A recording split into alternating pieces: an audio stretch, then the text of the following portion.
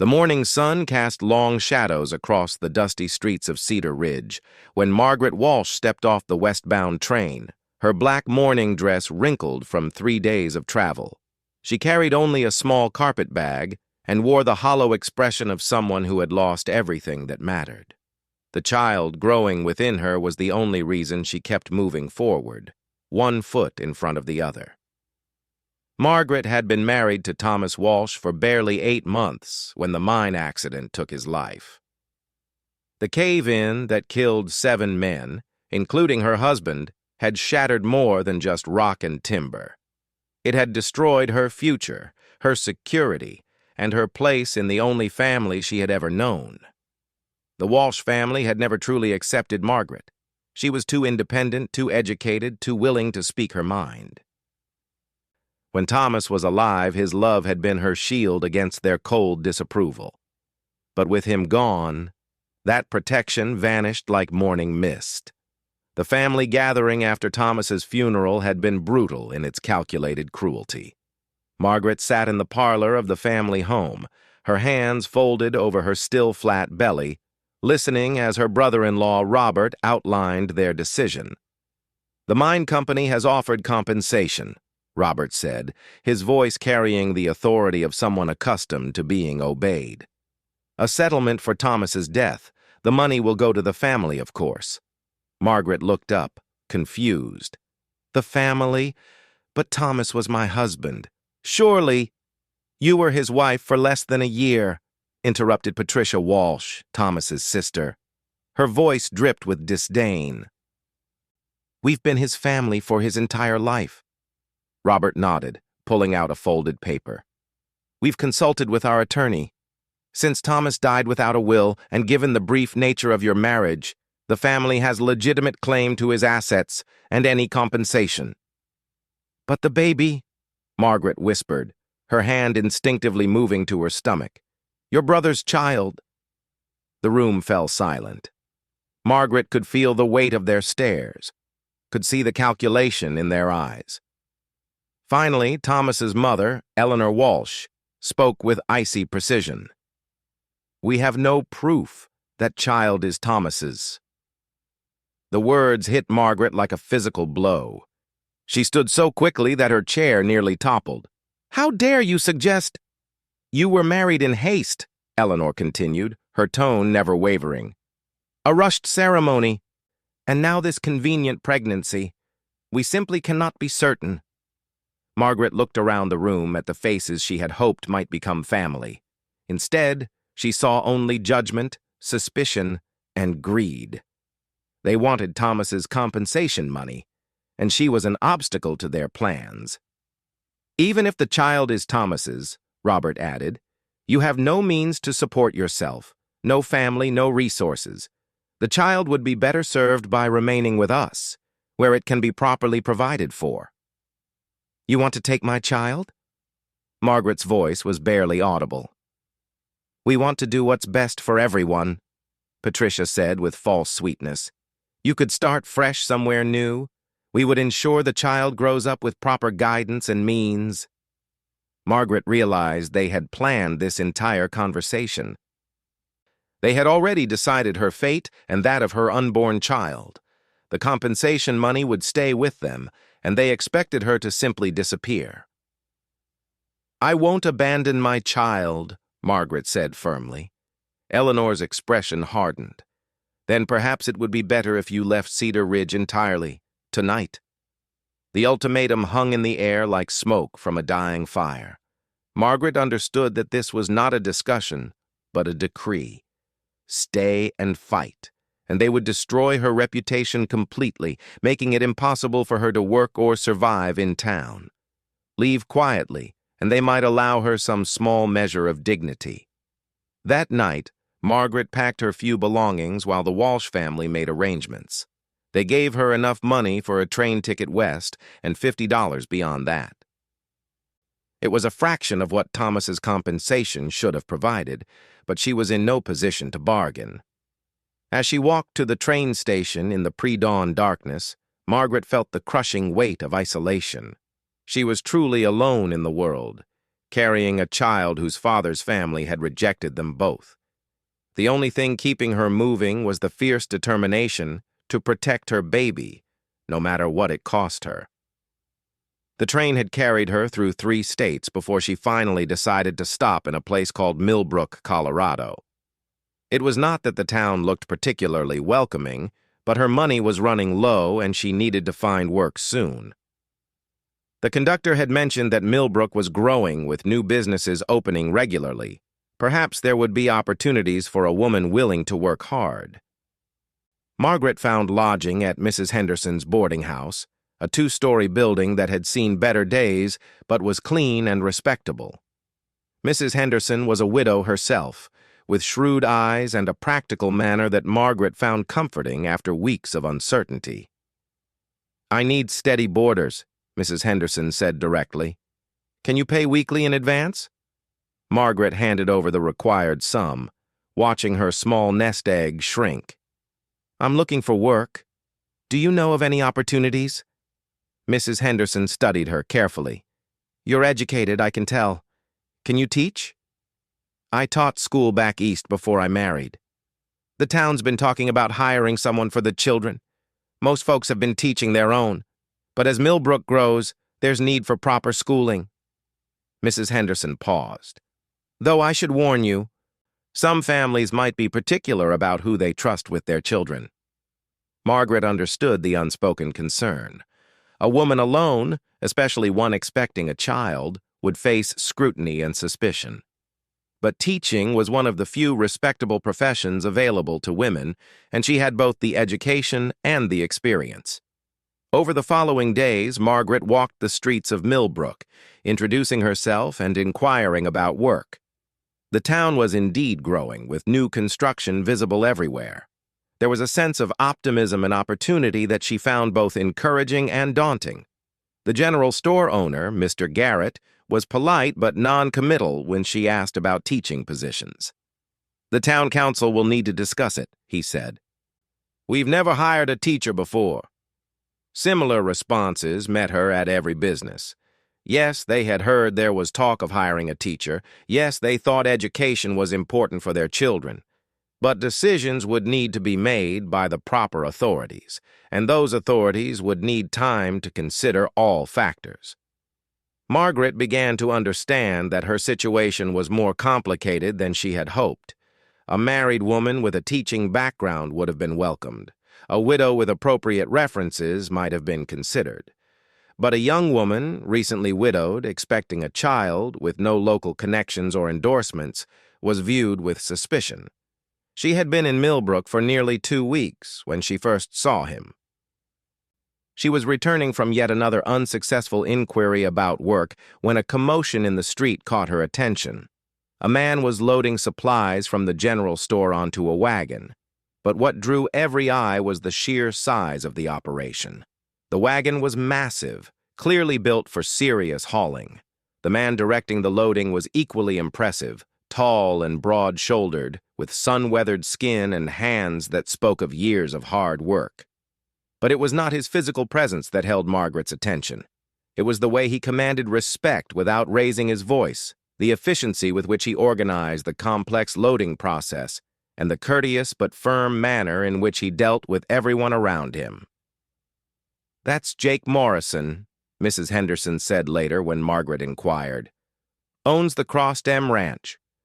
Biggest spread in 3 counties. He seems capable," Margaret said carefully. Mrs. Henderson laughed. "Capable? That man turned a failing homestead into an empire in 15 years. Started with nothing but determination and a willingness to work 20 hours a day. Now he runs cattle operations that stretch from here to the state line." Margaret found herself curious about this rancher despite her preoccupation with her own problems. There was something about his steady competence that reminded her of what she had once hoped to find in a life partner before tragedy had destroyed those dreams.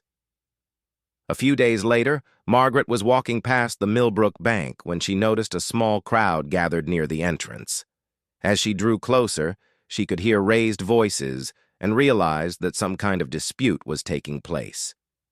I'm telling you, Morrison, this loan is a risk the bank cannot take, a well-dressed man was saying loudly. Margaret assumed he must be the bank manager. And I'm telling you that the risk assessment is based on incomplete information, came the calm reply.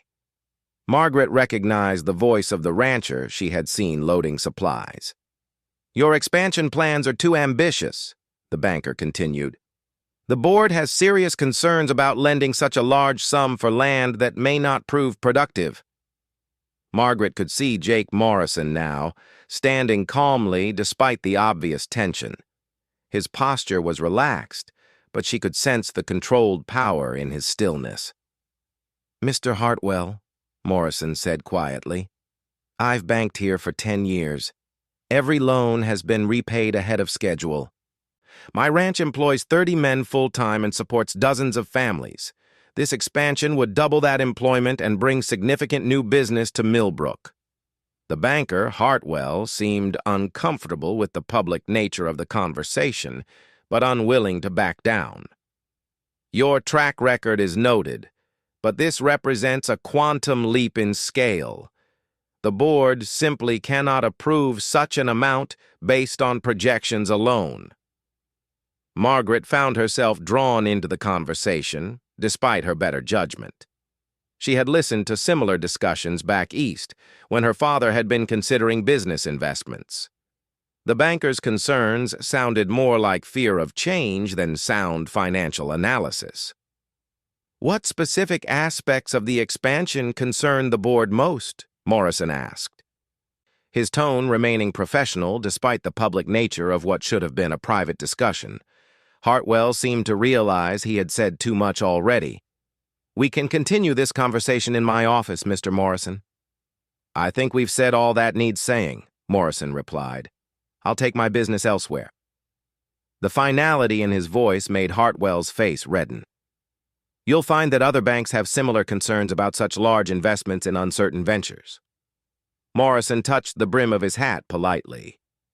We'll see. As the crowd dispersed, Margaret found herself walking in the same direction as the rancher. She was not following him intentionally, but their paths seemed to converge naturally toward the main street. Excuse me, she found herself saying before she could think better of it. Morrison stopped and turned, his gray eyes focusing on her with surprising gentleness. Ma'am? Margaret felt suddenly foolish for initiating the conversation, but she pressed forward. I could not help overhearing your discussion with the banker. I wondered if you had considered approaching investors in Denver or Colorado Springs. Morrison's eyebrows raised slightly. You're familiar with investment banking? My father was involved in railroad financing before he died. I learned something about how larger projects secure funding. Margaret felt heat rise in her cheeks. I apologize for presuming to offer advice. No need to apologize, Morrison said thoughtfully. That's actually not a bad suggestion. Most folks around here think the local bank is the only option.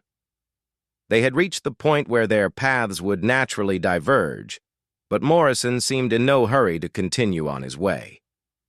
You're the new school teacher, aren't you? He asked. Margaret's hopes rose, then fell. I've applied for the position, but the town council hasn't made a decision. Ah.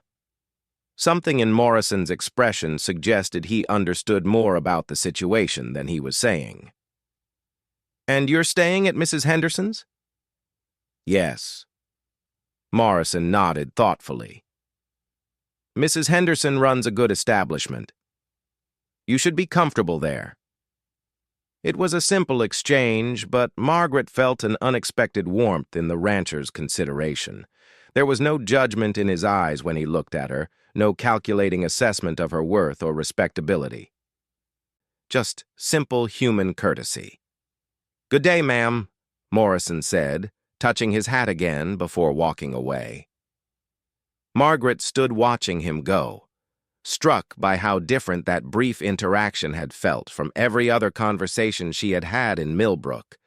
For those few minutes, she had felt like a person, rather than a problem to be solved or avoided. That evening, at Mrs. Henderson's boarding house, Margaret learned more about her brief acquaintance. "Jake Morrison is about as decent a man as you'll find in these parts," Mrs. Henderson said over dinner. "Lost his wife about 5 years ago. Cancer took her slow and hard. He nursed her through every day of it. Never left her side when he could help it." Margaret felt a pang of sympathy. She understood the weight of loss, the way it changed everything about how you moved through the world.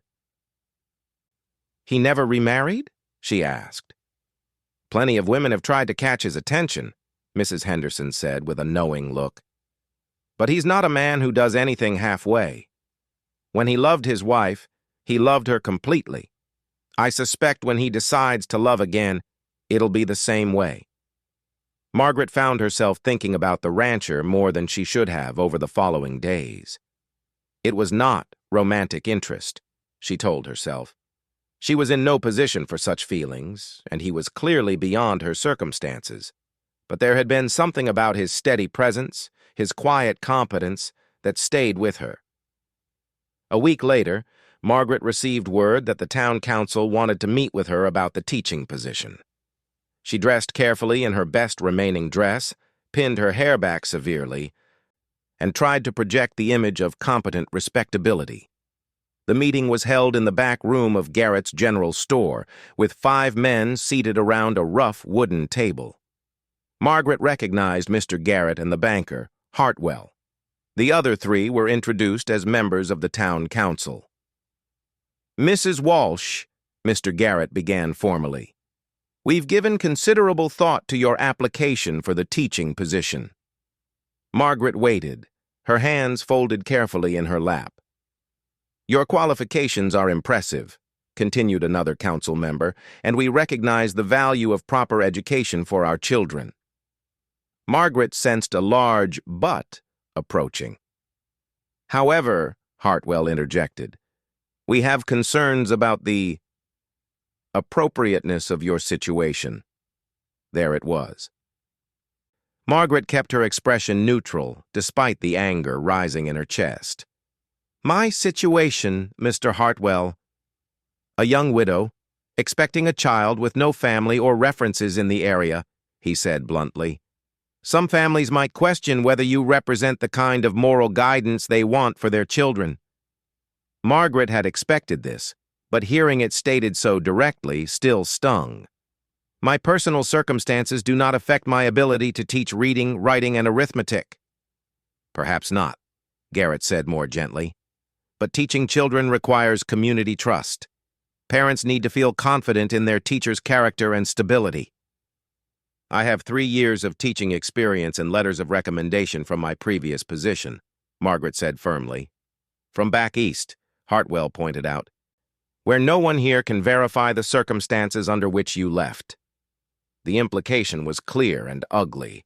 They suspected she was a woman of questionable morals who had fled some scandal. The truth, that she had been driven away by her deceased husband's greedy family, would be impossible to prove, and perhaps even harder to believe. "Gentlemen," Margaret said, rising from her chair, "I understand your concerns. However, I believe you'll find that my character and capabilities will speak for themselves once given the opportunity." "We're not saying no permanently," Garrett said quickly. "Perhaps after your child is born, when your situation is more settled." Margaret understood. They wanted her to disappear, just like the Walsh family had. Wait somewhere quietly until it was convenient for others to acknowledge her existence. "Thank you for your time," she said with as much dignity as she could manage. Walking back to Mrs. Henderson's, Margaret felt the weight of her situation pressing down like a physical burden. Her money was running dangerously low, no one would hire her to teach, and she was running out of options. Soon, she would need to make some very difficult decisions about her future and that of her child. That night, as she lay in her narrow bed listening to the wind howl through the gaps in the boarding house walls, Margaret made a resolution.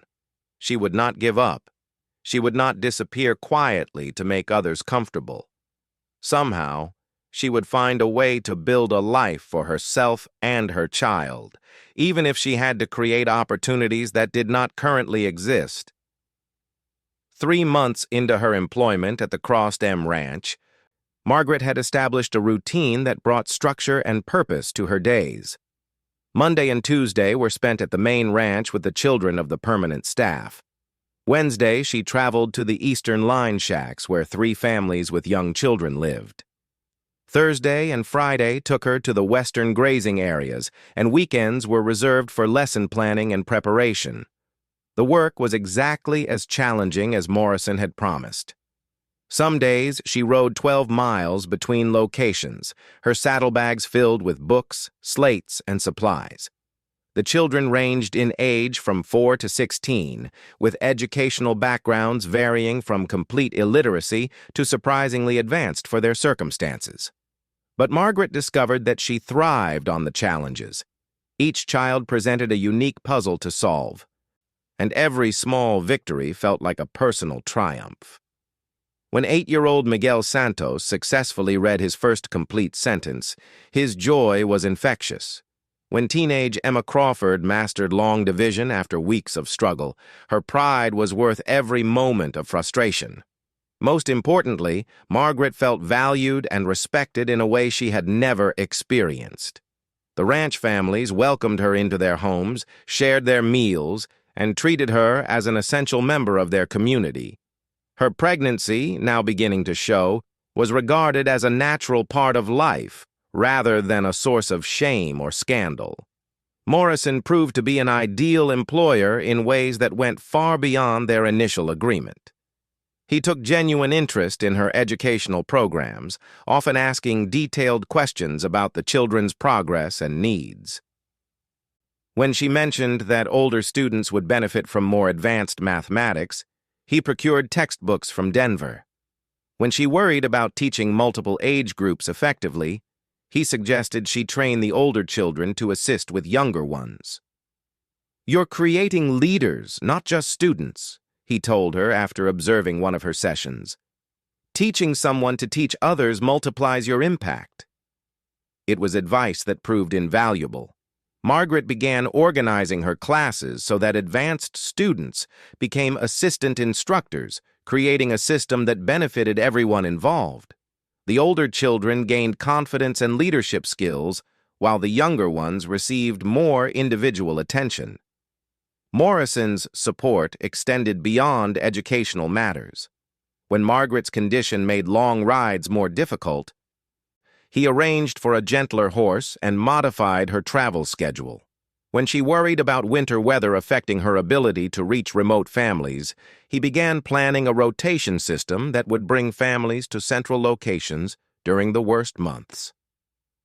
"You think of everything," Margaret said one evening as they discussed logistics for the winter program. They were sitting on the porch of the main ranch house, watching the sunset paint the mountains in brilliant colors. These evening conversations had become a regular part of their routine, initially focused on ranch business but gradually expanding to include more personal topics. "Planning ahead prevents problems," Morrison replied. "It's how you build something that lasts." Margaret sensed layers of meaning in his words. Morrison was a man who thought in terms of permanence and long-term consequences. Everything he did seemed designed to create lasting value rather than temporary solutions. "Is that how you approach everything in life?" she asked.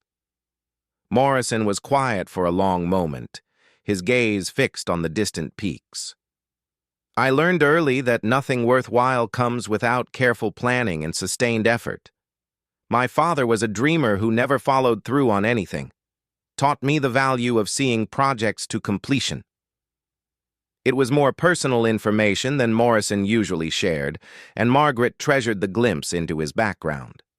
Over their months of working together, she had begun to sense the depth of character beneath his practical exterior. "Your ranch certainly demonstrates that philosophy," she said. "The ranch is just the beginning," Morrison said quietly. "I've always believed that land and cattle are foundation, not destination. The real goal is creating something that enhances people's lives. Margaret felt her heart flutter at the intensity in his voice. There was something almost intimate about the way he spoke of his aspirations, as if he were sharing dreams he rarely discussed with anyone. Their conversation was interrupted by the arrival of a dusty rider approaching fast.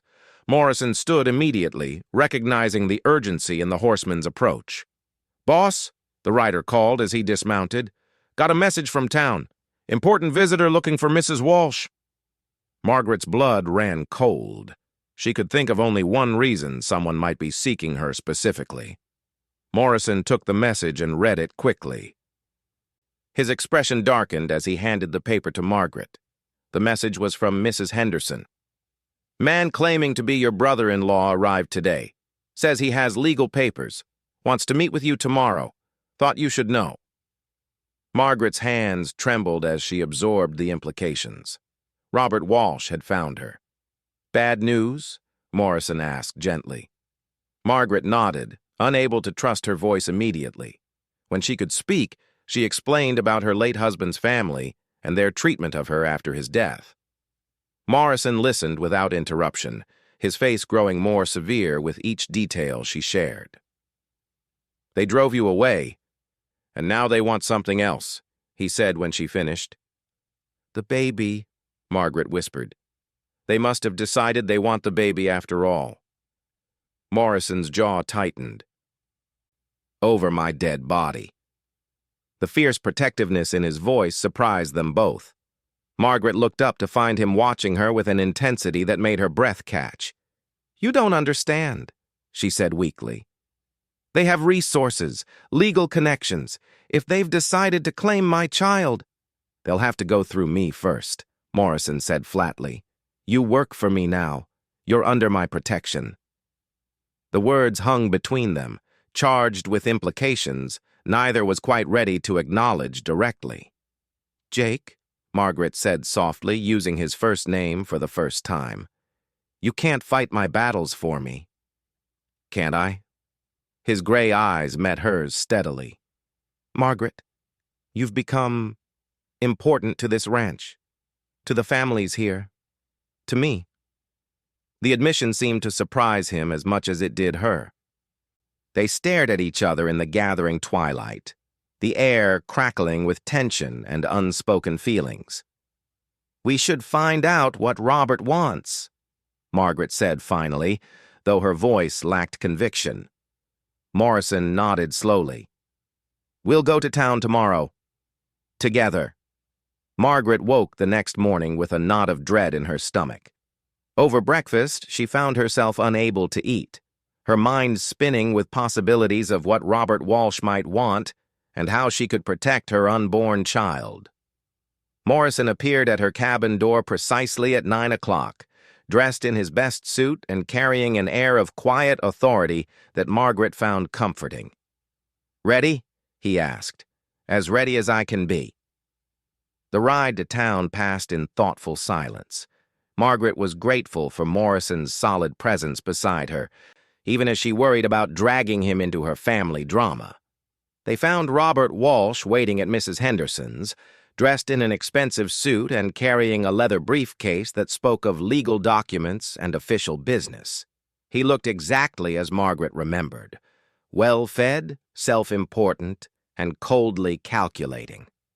"Margaret," Robert said with false warmth when she entered the boarding-house parlor, "you look well, prosperous even." His eyes took in her improved clothing and obvious pregnancy with sharp assessment. Margaret could see him calculating the implications of her changed circumstances. "Hello, Robert. What brings you to Colorado?" Robert gestured toward Morrison, who had followed her into the room and positioned himself slightly behind her chair. "Perhaps we should speak privately." "Mr. Morrison is my employer," Margaret said firmly. "Anything you have to say can be said in his presence."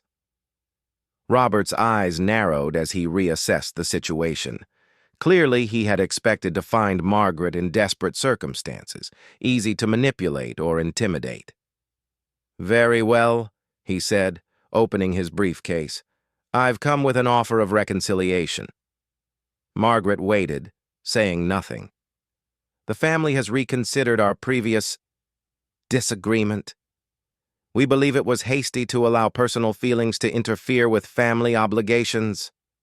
What kind of reconciliation? Morrison asked quietly. Robert shot him an annoyed look before continuing. We're prepared to welcome Margaret back to the family, provide proper care during her confinement, ensure the child is raised with appropriate advantages. In exchange for?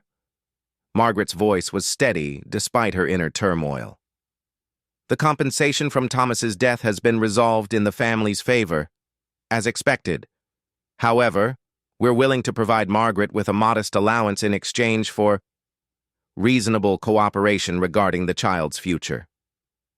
Margaret felt Morrison's tension like a physical force behind her. She could sense his struggle to remain silent and let her handle the situation. Define reasonable cooperation. Robert smiled, the expression cold and predatory. The child would be raised as a Walsh, with all the advantages that entails. You would, of course, be involved in his upbringing, but decisions about education, religion, and future prospects would remain with the family. You want me to give up my child in exchange for an allowance, Margaret said flatly. I'm offering you security and the guarantee that your child will have opportunities you could never provide alone, Robert corrected. Surely that's worth some compromise on your part. Margaret looked at the legal documents Robert had spread on the table. She could see official seals and formal language, all designed to make his proposal seem legitimate and inevitable. And if I refuse? Robert's expression hardened. Then we'll be forced to pursue legal remedies.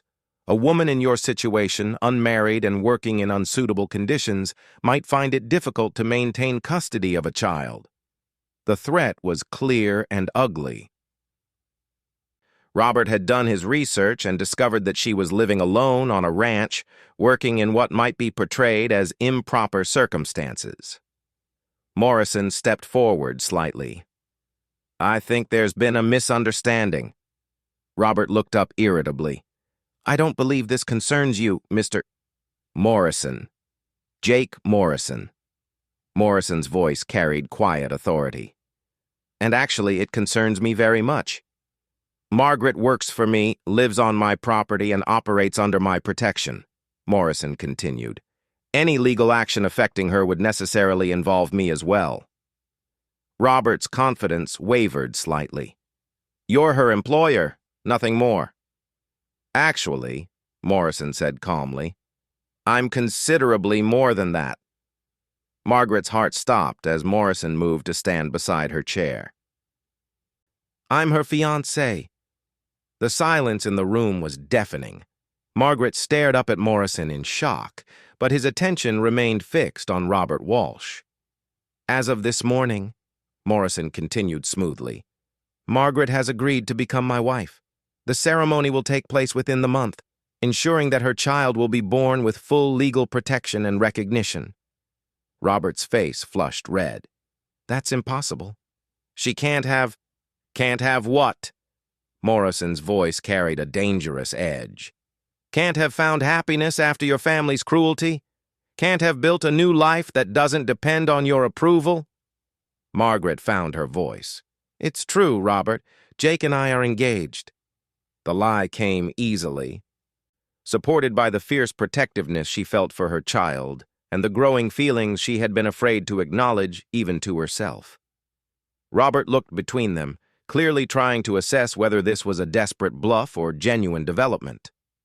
Even if that's true, he said finally, it doesn't change the legal questions about the child's legitimacy.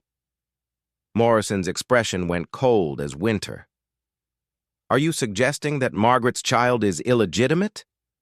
I'm saying that without proper documentation of paternity.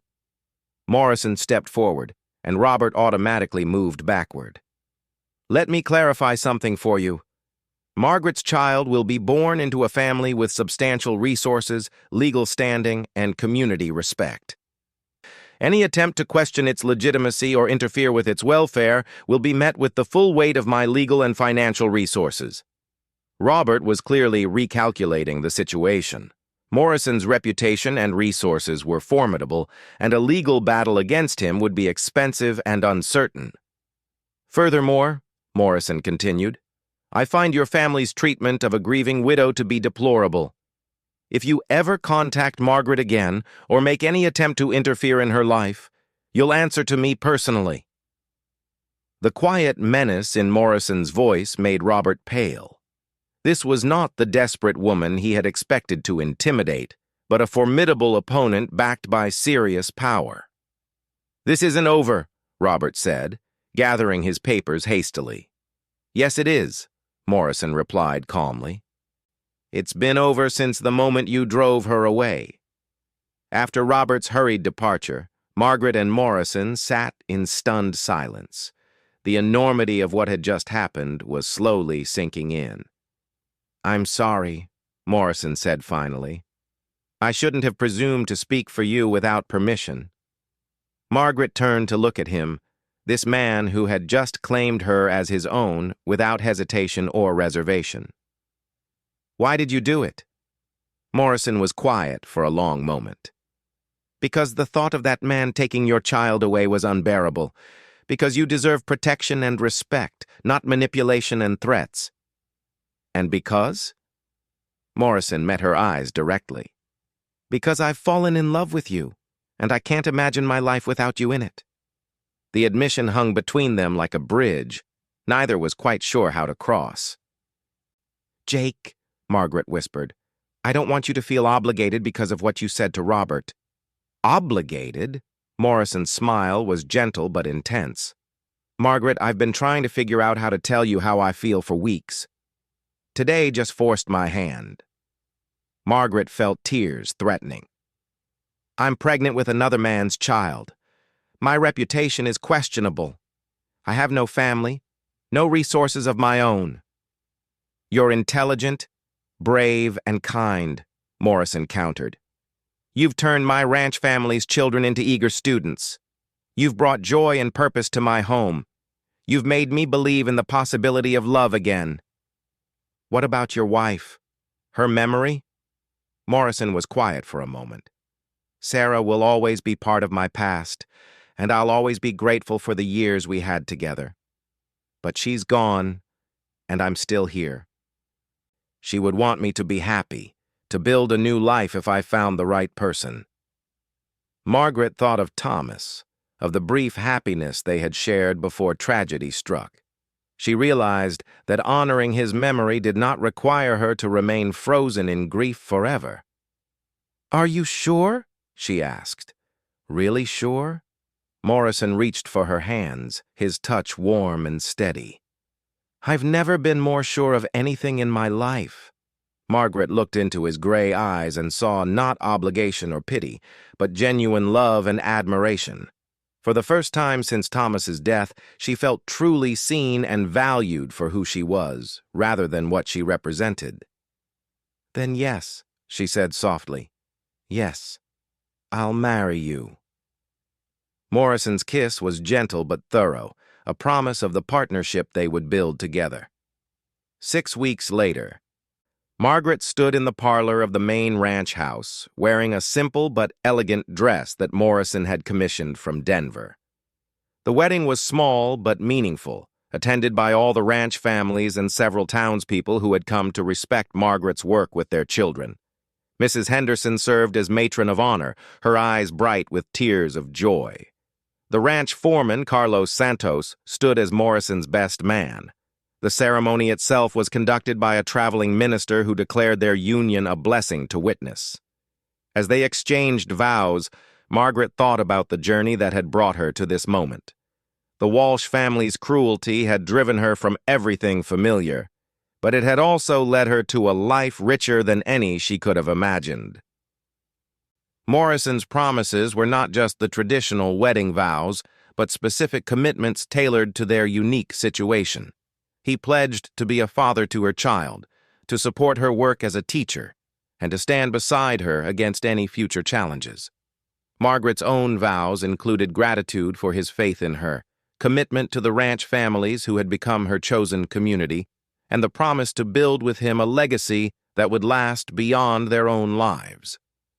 The celebration continued late into the evening, with music and dancing that brought together the entire ranch community. Margaret watched Morrison move among their guests, ensuring everyone felt welcome and appreciated, and marveled at how perfectly he balanced strength with kindness. Later, as they stood together on the porch of what was now truly their home, Margaret reflected on the dramatic changes a year had brought. "Any regrets?" Morrison asked, his arm around her waist.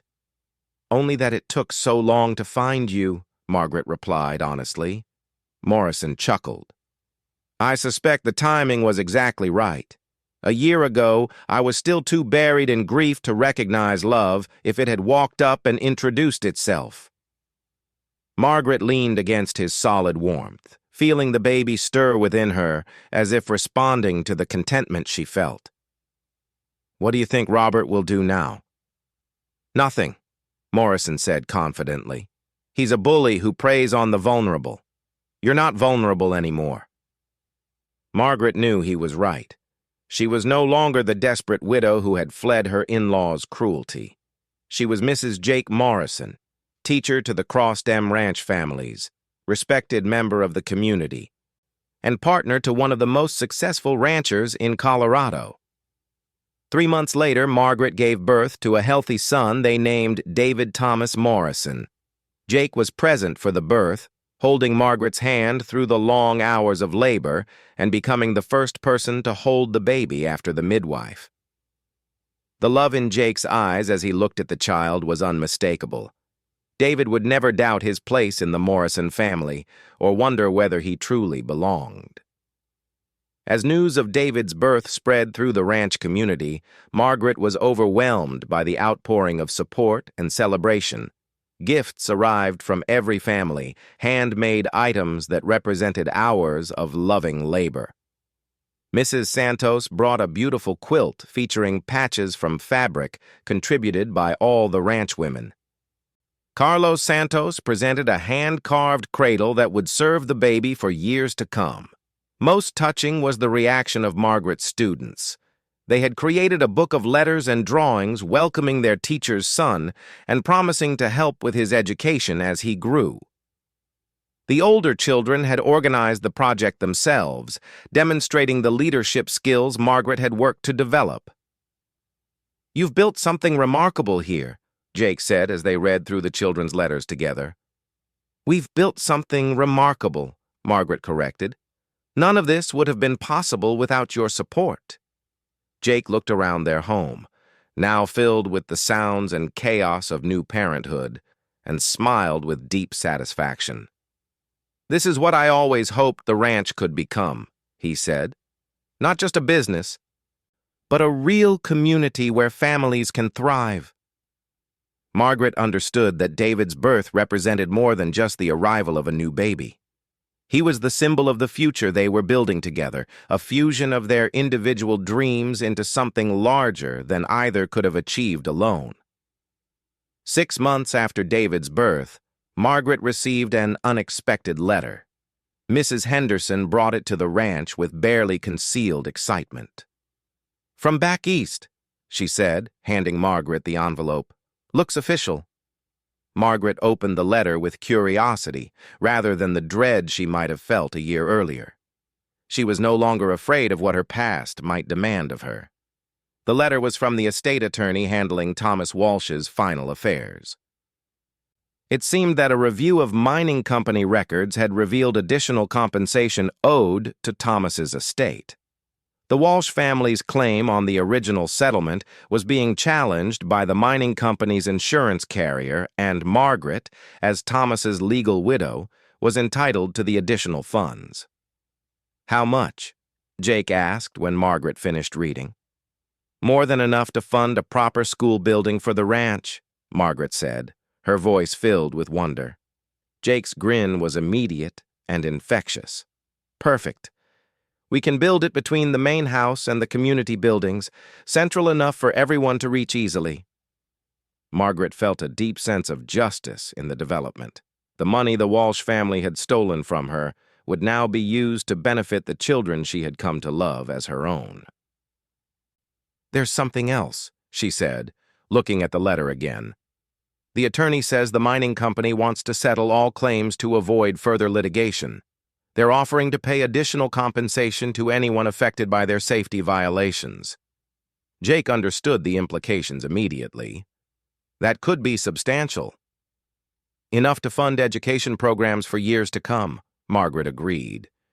The irony was not lost on either of them.